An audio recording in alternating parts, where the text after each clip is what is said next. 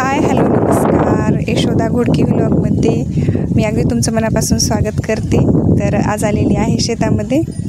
तर आपण शेतकरी आहोत, त्यामुळे मी आज तुम्हाला शेतकरी टूर करून दाखवणार आहे। होम टूर हे तर प्रत्येक यूट्यूबर करतात, पण आपण शेतकरी आहोत त्यामुळे मी शेतकरी टूर करणार आहे। तर जे काही आमचे आंब्याचे झाडं शेड बैलांसाठी आहे ते दाखवणार आहे।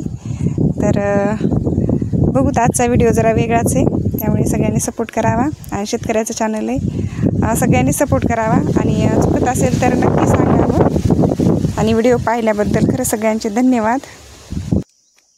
हे खडे टाकू नका। तर ही आमच्या आबाची विहीर आहे, तर हिचं बांधकाम राहिलेलं आहे आमच्या आबाचं विहिरीचं।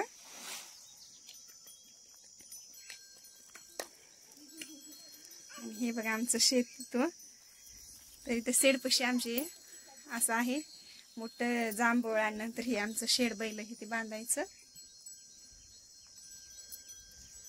आणि इथं मोठं पेरूचं झाड आहे आमच्या इथं, आणि त्याला खेटूनच लिंबोणीचं झाड आहे। बघा आमच्या शेतातली मनी मॅव आमची कशी बसली मस्त टॅकीच्या बुडाला गार हवेसाठी।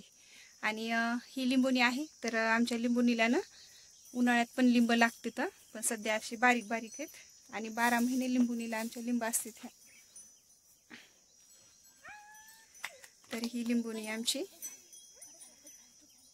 हे सगळे आमच्या आकाड्याजवळचे झाड आहेत।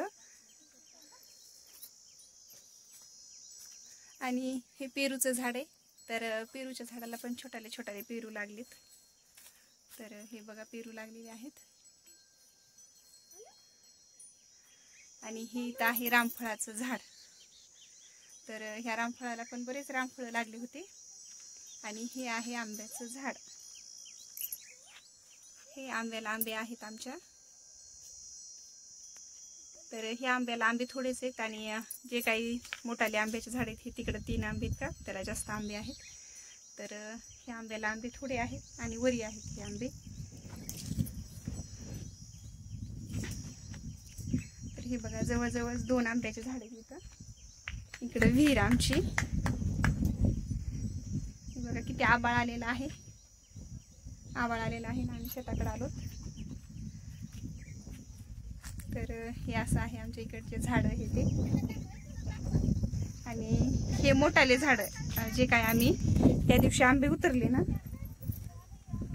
तर हे आहेत ते आंब्याचे झाड, खायला होतील म्हणून। तरी पण बरेच पाड आहेत त्या आंब्याला, बरेच पाड आहेत आणखीन पण। हे पाखरानं खाल्लेला पाड दिसायला, हे झूम केलेलं आहे का, त्याच्यामध्ये पाखरानं खाल्लेला पाड आहे। तर बऱ्याचपैकी आंब्याचे पाड राहिलेले आहेत आणि पिवळे पिवळे झालेले पण आंबे आहेत। उतरलाय आंबा।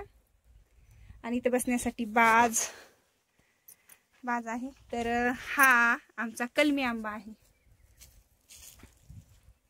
तर हा कलमी आंबा आहे का, हा जर मोठा झाला तर खूप गोड लागतो आणि कोय त्याची खूप बारीक आहे। तर तुम्हाला आमचा आंबा दाखवते। लागले तेव्हा भरपूर आंबे होते, पण वाऱ्यानं हे ते असे आंबे पडलेले आहेत। तर हा आंबा पिकल्यावर खूप गोड लागतो आणि खूप रस भरपूर निघतो याचा।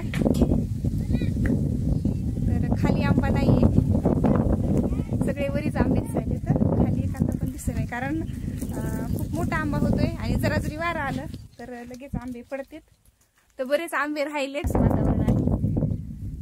तर आता उन्हाळा आहे तरी पण पावसाचं शक्यता जास्त आहे। तर हे बघा आमच्या इकडचा शिवारा असा दिसतोय सगळा।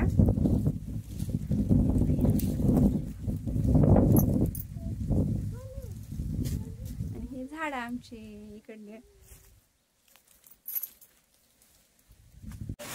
आम्ही आलो शेताला आज, आणि पावसाचं पण आगमन झालेलं आहे आणि सगळ्या लेकरांना पण आणलेलं आहे। आता घरी कसं जावं हा प्रश्न पडलाय।